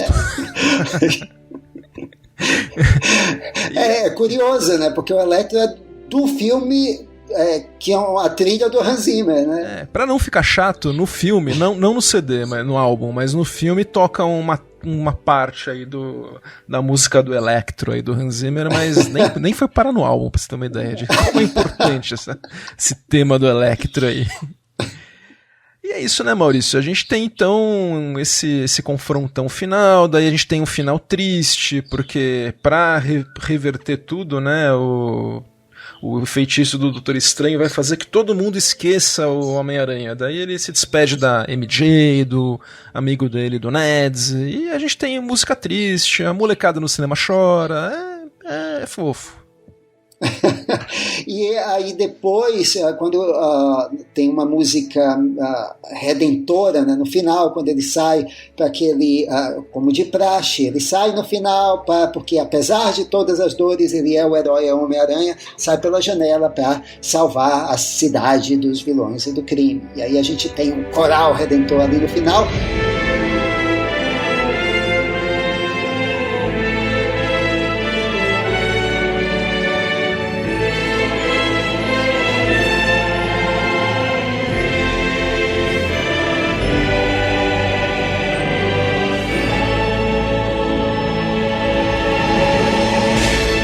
Corta para os créditos.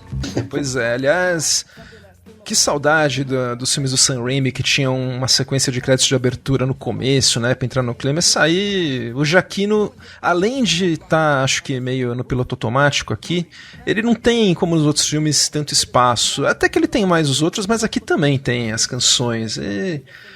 Não, as canções eu achei até que houve menos do que no Homecoming. No Homecoming, realmente, ele foi atropelado.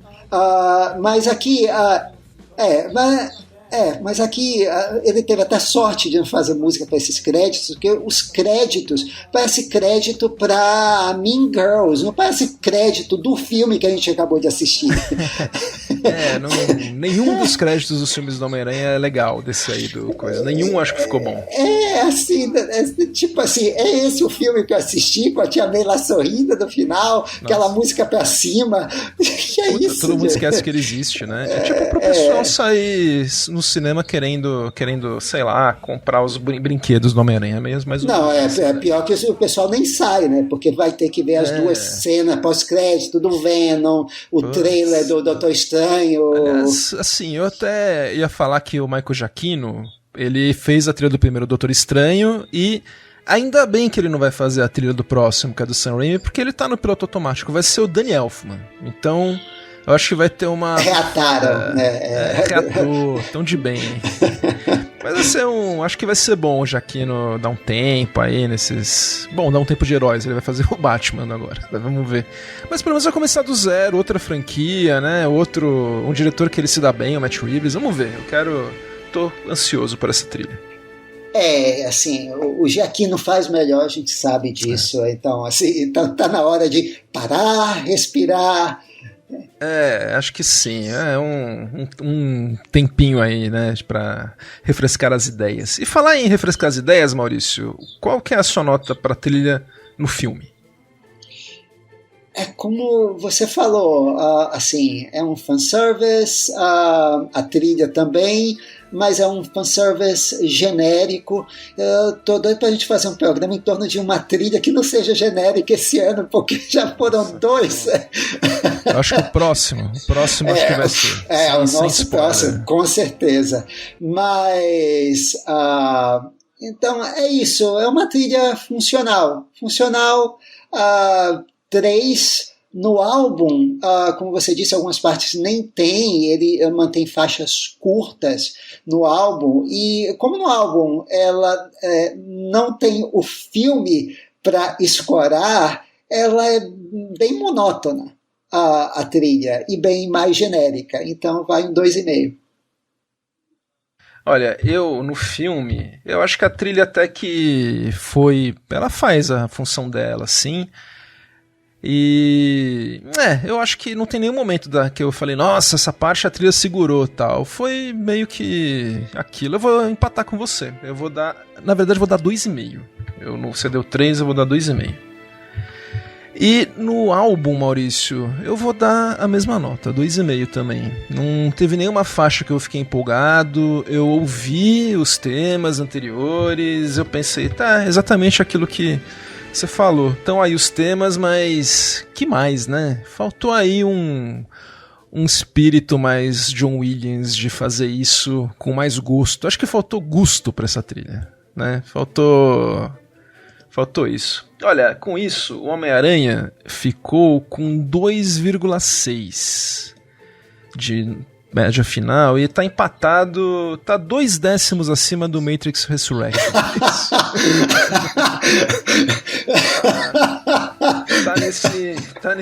Tá no cantinho aí embalado, tá junto com o Lugar Silencioso 2 e O Farol. Tá empatado com essas 2 trilhas aí, com 2,6. Mais 2 e a gente tem o nosso próprio, os 6 sinistros, né? Os Sinister Six, prontos para atacar a gente e se vingar.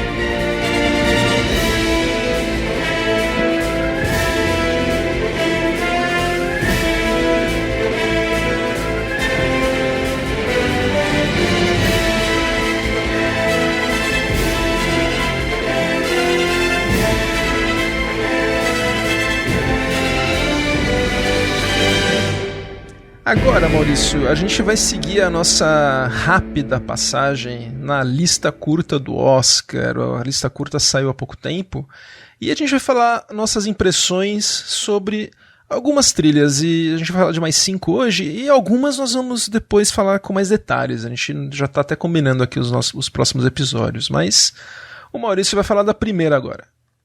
Pois é, a primeira é da sensação do ano para melhor animação, que é o Encanto da Disney.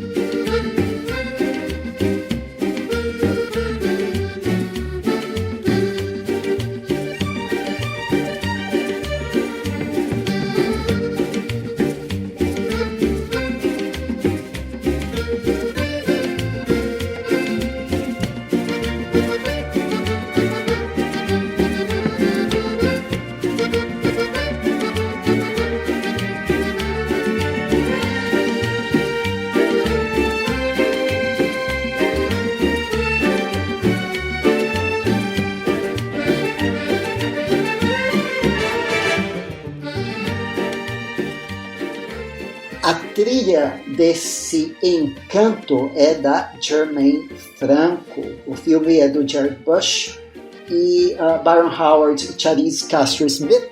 A Jermaine Franco é praticamente aqui uma estreia dela, né? Como compositora. Ela faz a trilha, Lin-Manuel Miranda as músicas. Ela dá um sabor colombiano, porque a história se passa na Colômbia. e com ecos do Gabriel Garcia Marques, e quando toca o tema da família, o mito da família, que é uma cúmbia, você sabe que você está fisgado pelo filme, pela trilha, e não vai largar mais. É uma trilha de fôlego, que ela vai do mais romântico, com a orquestra toda, ao mais delicado, sem perder o sabor local. É praticamente uma trilha de veterana, Gustavo, de uma veterana fazendo um negócio assim como se ela estivesse fazendo isso há décadas. E Germaine eu acho que essa trilha entra e ela está entre as favoritas.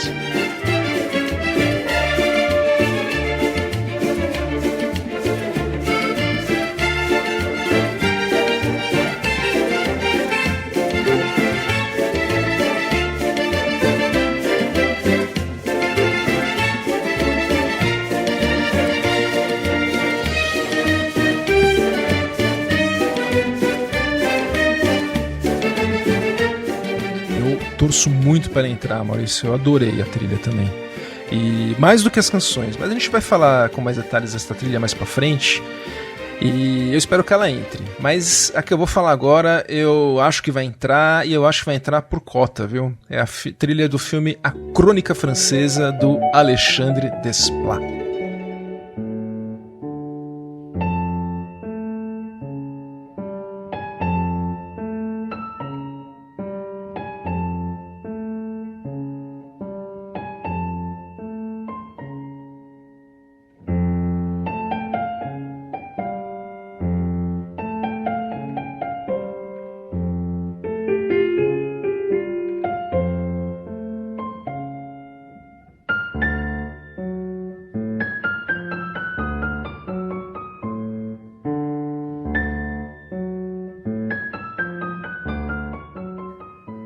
A gente tá ouvindo, eu gosto do Alexandre Desplat, ele é um dos bons rapazes aí, sabe? Ele é um dos mocinhos, ele é um cara que faz trilhas boas, não faz trilha por aplicativo, ele tem um som que eu gosto, às vezes ele soa fresco e tal, mas cara, aqui ele tem o som dele típico pros filmes do Wes Anderson. O filme é bom, eu gostei do filme da Crônica Francesa.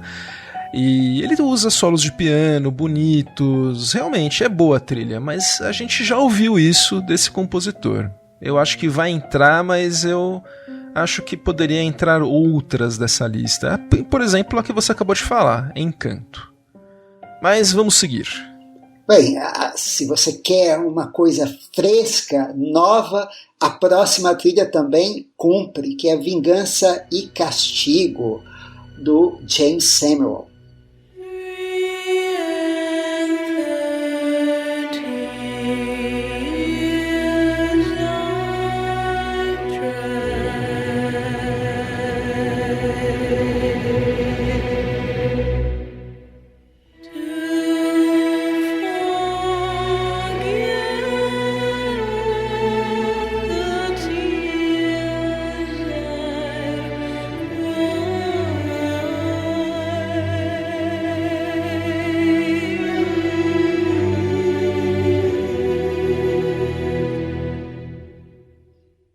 Basicamente, ela foi indicada por ser uma trilha de canções. Então ela destoou de todas nessa lista porque é uma trilha de canções. É um faroeste spaghetti blaxploitation musical. O Samuel, que é o alter ego do cantor-compositor The Bullets e irmão do Seal, dirigiu e escreveu uma trilha de canções que flerta com Morricone no início, mas também mistura reggae, soul, blues. E olha, o elenco é de estrelas, fotografia linda, é difícil escolher uma única canção boa, mas a Academia escolheu para a lista curta a canção dos créditos, e tem os créditos muito bons, Gustavo, que é Guns Go Bang, que você está ouvindo aqui, que é coescrita e interpretada por Kid Cudi e o Jay-Z, que é um dos produtores. Venture foreign lands, I laid my sword in the sand. I made my peace with man. They lay about and feast as far as my eyes can see. I seek a golden fleece. One day you'll make your peace. So don't tempt my hand. I'm just a man, a deadly scene, a weathered beam. Men must cry where soldiers lie on threatened land. My guns go bang. I can make the guns go bang. I make all the guns go bang. I can make the guns go bang. I make all the guns go bang. 17 with the switch, it'll change you. E o cara dirigiu o filme também, né? Isso que O cara dirigiu o filme, é o segundo longa dele. Eu assisti esse filme, eu gostei muito também. Tem na Netflix, pra quem quiser assistir, é ótimo. E falar em tem na Netflix, tem um agora que tem na HBO Max, que é o filme King Richard, com o Will Smith. A trilha é do Chris Bowers.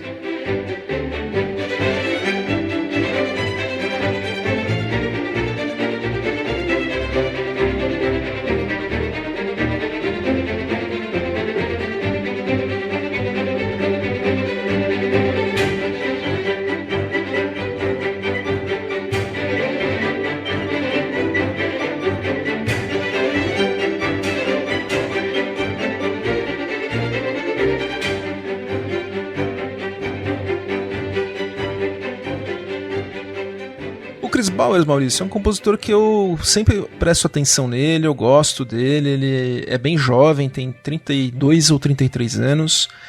Ele tá aí fazendo uma trilha de filme de esporte, né? É o filme do Smith, que é o pai da Serena Williams e da Venus Williams, né? Uma história real. E como trilha de esporte, tem aquele som que a gente já conhece, né? De algumas fanfarras otimistas. E ele faz bem, o Chris Bowers. Eu acho que ele cumpre bem e... Sim, mas não acho que é um trabalho que mereça ter uma indicação, mas assim como eu também não acho que o do Desplat mereça. Então, se entrar, pelo menos que entre um compositor novo aí. Mas eu acho muito difícil ele entrar. É uma daquelas trilhas que, se entrar, entra pelo prestígio do filme. É, tem uma canção da Beyoncé que, desculpem os fãs da Beyoncé, é horrível, mas que vai entrar com certeza. De 0 a 5 Sam Smiths, qual é o grau dessa canção? Acho que 2, vai. 2,5, vai. Mas é isso, King Richard, é isso. Eu acho que não entra, e também não acho que merecia muito entrar. Então eu acho que eu fiquei com todas as que a gente concorda que deveriam entrar, porque a nossa próxima a gente já falou dela num programa inteiro aqui, derramou-se em elogios para o último duelo do Harry Gregson Williams.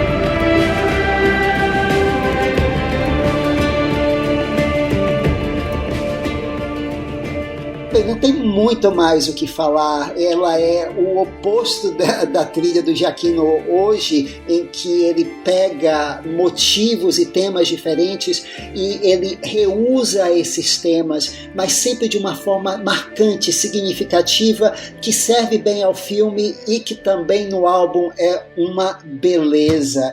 É um filme que as pessoas concordam que é um dos melhores do ano passado, mas ele não está muito bem nas apostas e talvez a trilha acabe também pagando. Mas se ela entrar, é merecidíssima, é uma das melhores trilhas do ano passado. Eu assino embaixo. Realmente, as três que o Maurício falou, eu colocaria. Depois a gente tem que ver a lista inteira, né, pra gente ver qual serão nossas apostas finais. Semana que vem a gente vai falar isso, né? Mas... vamos ver, né? Em breve vai sair o anúncio dos indicados. E Maurício, a gente está encerrando e nós tivemos um ouvinte muito querido, que é o Rafa Margemon, também outra ouvinte querida, que é a Cris Matsuyama, o Michel Simões, o Cinema na Varanda, que voltaram do recesso deles. E eles fizeram um pedido, eles gostariam de um programa sobre o Jonny Greenwood, o compositor preferido do Paul Thomas Anderson. Será que a gente pode atender esse pedido, Gustavo? Será? Será que tem alguma trilha dele que saiu esse ano? Não sei, viu, Maurício? Mas enfim, né? Brincadeiras à parte, semana que vem nós teremos um Greenwoodsódio. Semana que vem não, daqui a 15 dias. É o Greenwood Verso. O Greenwood Verso vai estar aqui no Papo de Trilha. Vamos falar de todas as trilhas dele, mesmo porque ele fez poucas, então cabe dar falar de todas. Né, Maurício? É isso então. Bem, a gente então vai encerrar aqui para homenagear um cineasta francês que morreu no início desse mês, o Jean-Jacques Benéis, conhecido por Betty Blue, e o Diva, que é um grande noir dos anos 80, com aquele estilo que depois o Luc Besson fez, só que pior, mas vocês, se puderem, assistam. E a gente está encerrando aqui com a trilha do Vladimir Cosma para o Diva, que é o Promenade Sentimentale.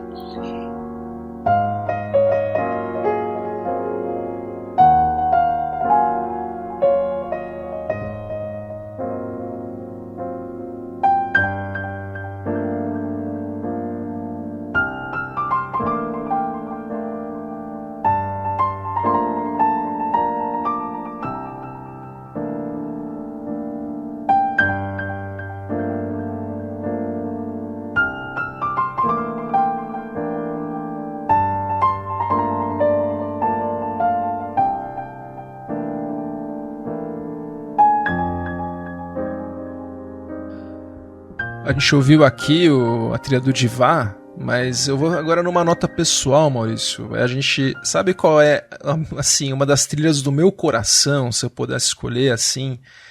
Se eu pudesse não, eu posso escolher 5 trilhas que eu gosto muito. Uma delas é uma que eu ouvi numa viagem que eu tava e eu coloquei, era CD ainda, pus um CD e nossa, eu fiquei tão bem com essa trilha onde eu tava que casou tudo. É a trilha do filme Betty Blue, do Gabriel Yared. É a faixa É o Vento, Betty. É o Vento, eu sabia que seria essa, linda.